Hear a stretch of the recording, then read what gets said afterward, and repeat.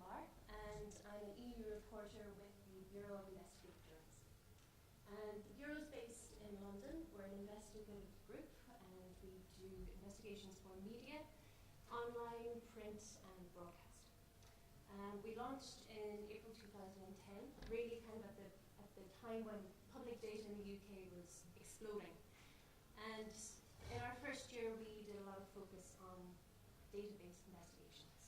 We looked at expenditure with civil servants, and we also did a large database investigation on the Iraq war logs, which we collaborated with The Guardian, Der Spiegel, New York Times, Channel 4, Al Jazeera. And we also had an investigation on EU structural funds with the Financial Times, which is what I worked on and what I'm here to talk about. What I would say is data for journalists, coming from more of a journalist's perspective than a data specialist, is a great resource. However, I would say it's not the golden bullet. It's not the answer and the be-all and the end-all to finding great stories.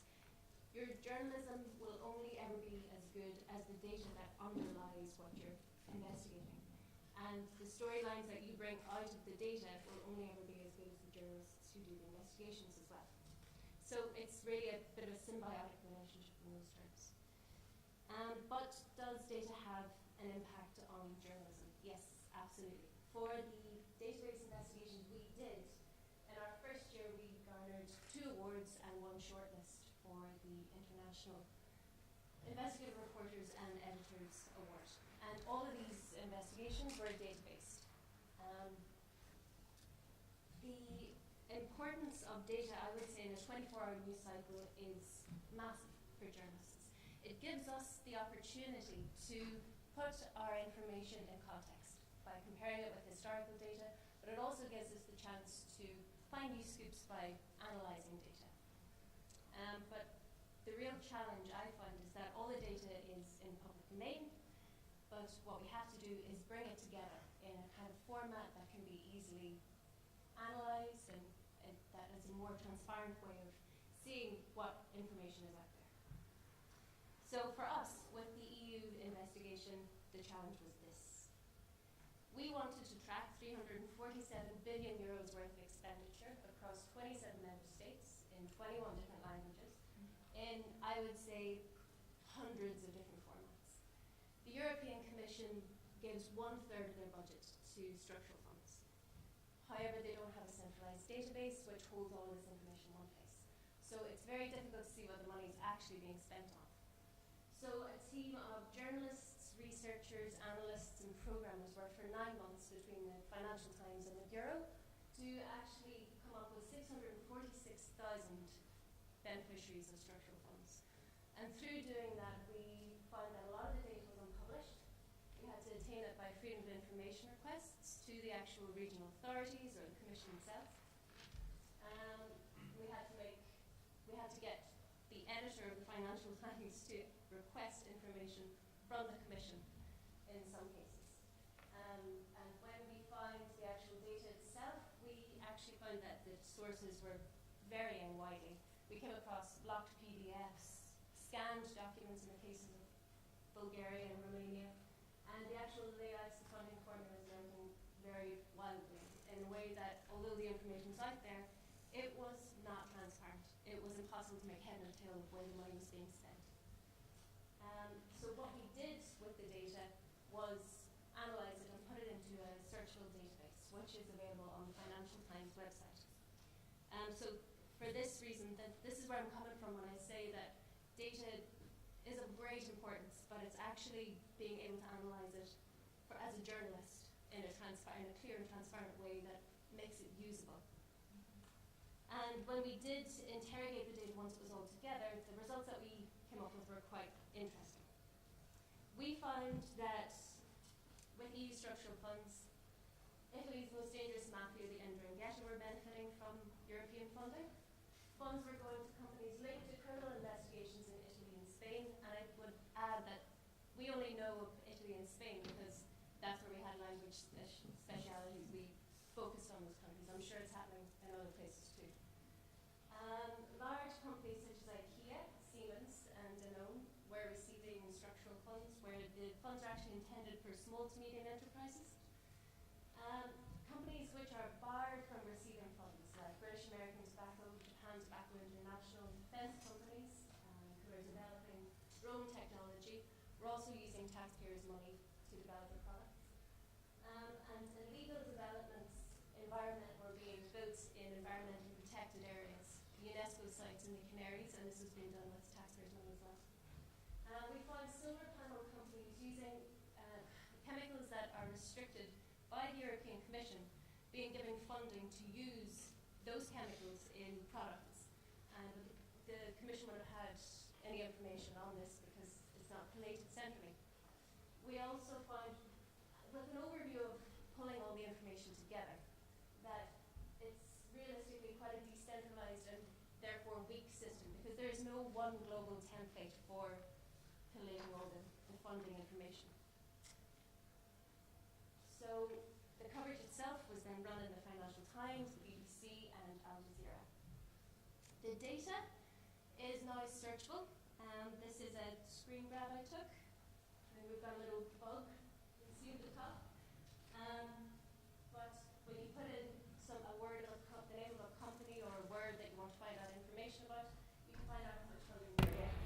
So in this example, we have Siemens, and we had to apply a rather complex funding formula, which I'm happy to discuss when we have some questions about it after, to find out the declared and the estimated amount of funding that we received. When you go to the FT website and do a search like this, you can download the information in an Excel file and analyze it yourself. It's downloadable, it's obtainable in 21 different languages, and it's used by academics, students, and the Commission themselves have expressed interest in running a database like this.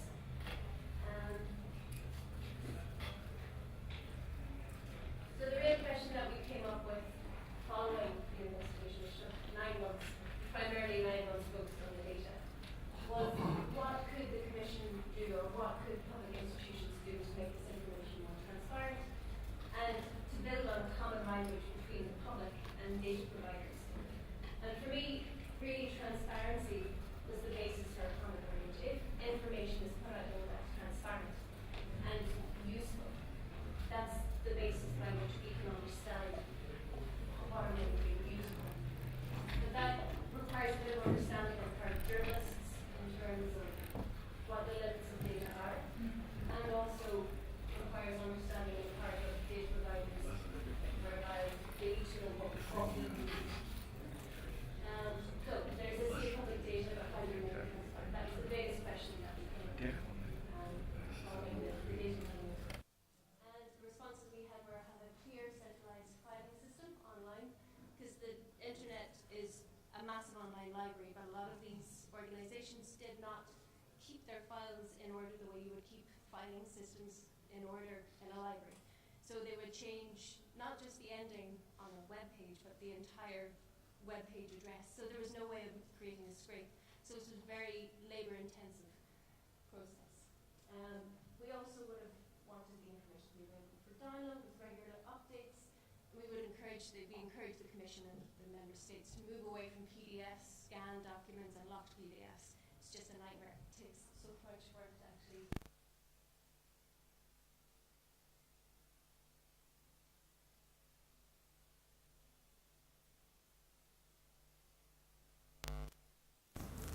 There are a number of organizations where we can learn more about computer systems.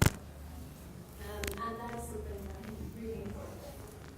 Because it's about creating that common language, we need to have a better understanding of broader limits. Oh, really? Okay. It's for film camera. Okay. You got me at the end. Cool. Okay. So these are 4 groups where journalists can learn more about using data in their reporting. So they're resources, and they're organizations that you can find out, where there are training sessions going on, and as well, knowing quite a few people who are involved in these organizations, I would say that they're very open to people who work in data provision or work in kind of mining data to approach them and let them know about what's out there to be used. So there's the Centre for Investigative Journalism in London, and they run a summer school every year where they do data specialist reporting, and the Investigative Reporters and Editors Network, and the European Centre for Computer Assisted Reporting will be opening this year at some stage, and when they do, they'll also be doing more data-based training for journalists. And Hacks and Hackers is a London-based group where, my time is up, a London-based group where hacks and hackers meet and exchange ideas. So yes, my time's up. I've come to the end. So if you have any questions, I'd be more than happy to discuss them after. Okay?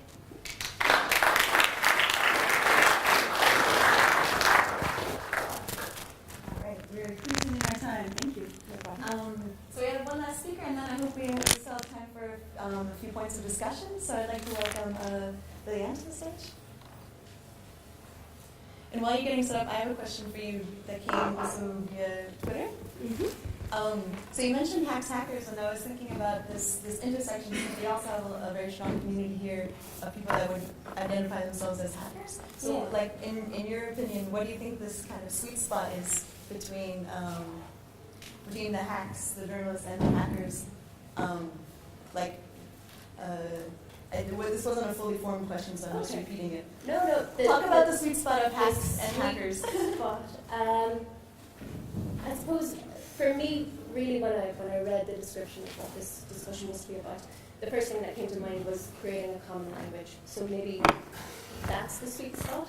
It's the idea that we as journalists need to actually have the data to create the stories. But we also need data providers to understand what is required, what is transparent when we, to actually use the information. As well, it's kind of, journalists need to learn to be more like data, people with a data head on them, and data people need to think more in terms of headlines. It's kind of creating a common language of information, for me. Okay, I'm Liliana Bounegru from the European Journalism Center. I'm going to give you a mic. Or this one with a mic.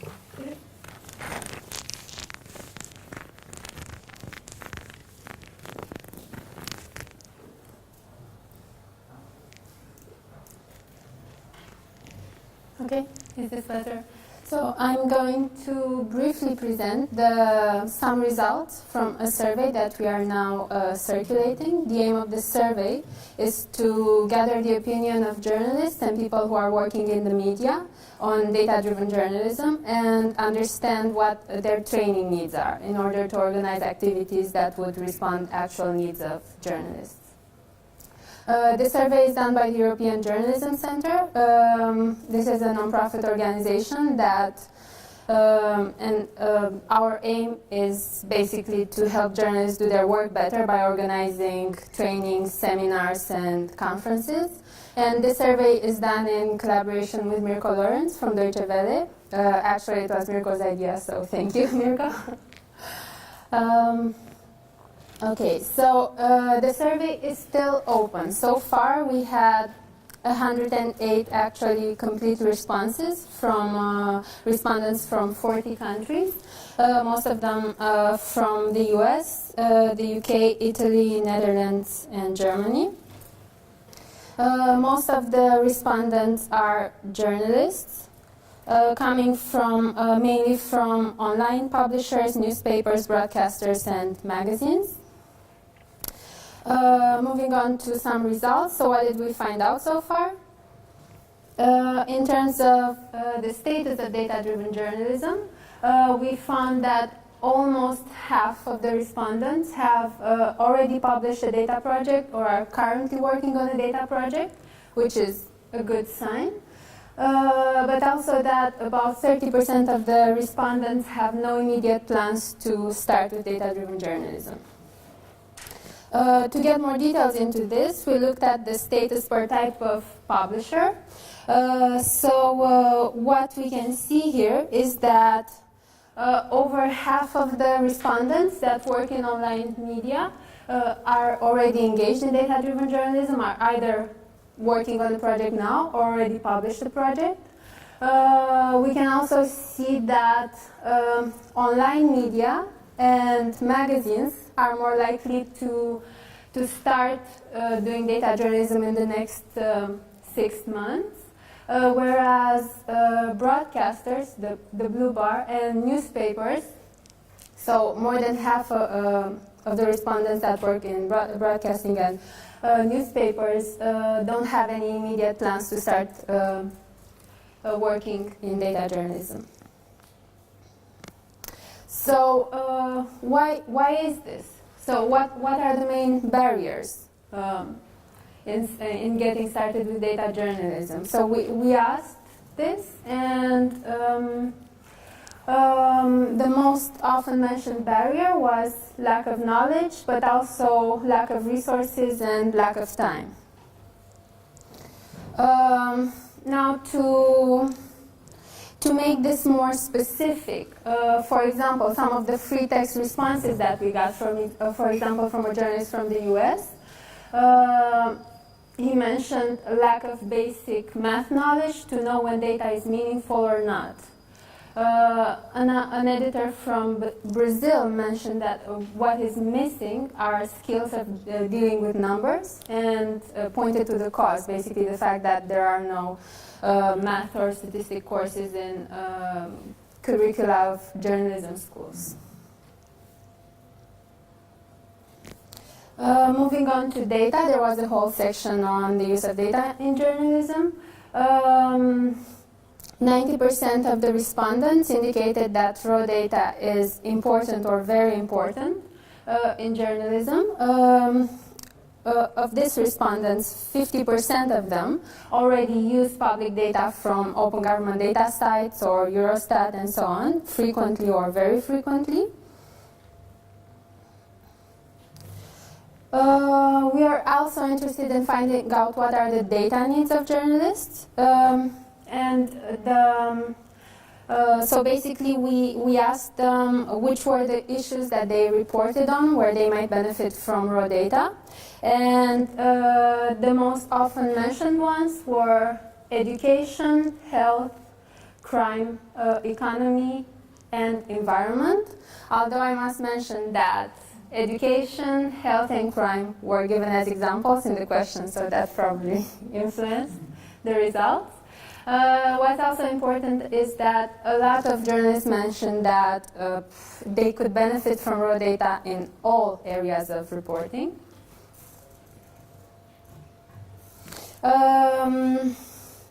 There was an even more specific question where the respondents were asked to indicate which data they needed but were unable to access. So we were interested to see.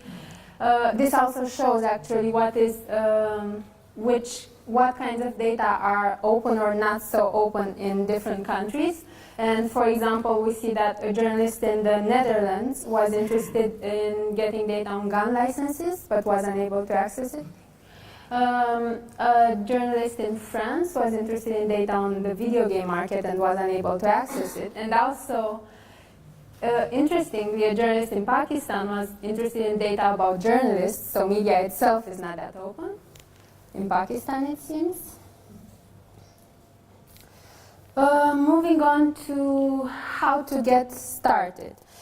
So there are different ways in which news organizations can start with data journalism. They can either use hire external experts, or they can use services, data scraping or data analysis services. There are a lot of service providers are starting to be on the market, like Scrape or Wiki. Of the respondents would get started with data journalism by a combination of hiring external experts and existing staff. But also 30% of them would train the existing staff. So there is quite some need for trainings in data journalism. Also, what's interesting is that only 6% of the respondents indicated that data journalism is not an option for their organization, which is a very small percentage.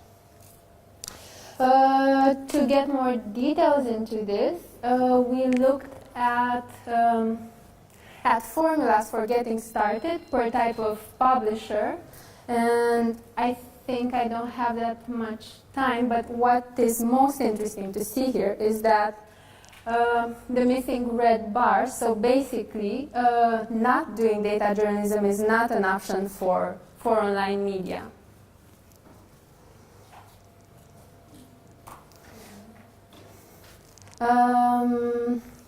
Okay. We asked, so basically what are the training needs? And, well, quite obviously, most of the respondents were interested in learning how to analyze data, how to visualize data, and how to develop a story from data. Again, we looked into in more detail into this by looking at, and we saw that different types of publishers have different needs. So basically what we see here is that, for example, online media, what needs to be trained in online media is analyzing data, visualizing data, and developing a story from data. Whereas in newspapers, so what journalists who work in newspapers are interested in learning is how to analyze data and equally how to visualize data, but also surprisingly programming and developing data-driven applications. Okay, to conclude, so what have we learned so far? We learned that almost anonymously, journalists consider raw data to be very important for reporting, that for online publishers, not doing data journalism is not an option, which is very promising. Almost half of the respondents envision practicing data journalism by a combination of external services or hiring external experts and existing staff. So there's a need for both trainings and services. And that the skills that are journalists are more interested in gaining are analyzing data, visualizing data, and developing a story from data. This survey is still running, so we would very much appreciate it if you haven't yet taken this survey to take a few minutes to fill in the questionnaire. This would help us get some results that can be generalized. And this flyer is attached to your program, and this is the URL to the questionnaire.